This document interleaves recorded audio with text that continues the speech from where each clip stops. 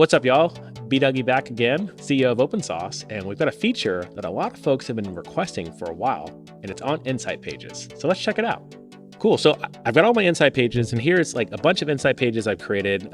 We did actually recently add pagination, so if you have a lot of Insight pages like me, you can now paginate through them. But I've got a few Insight pages, and one of them is going to be the OpenSauced team. Now, normally you could add all your repos specifically on the Insight page, but the thing that we've added is the ability to add team members. So here, I'm going to go ahead and add a team member that's been hanging out in my Gmail, and I'll be able to send that invite, and you'll see the list. And you'll see the invite itself has been sent successfully to that team member, probably Brian. And all I have to do is check my email and accept that invite, and now I have a new team member on the team. So let's go ahead and do that now.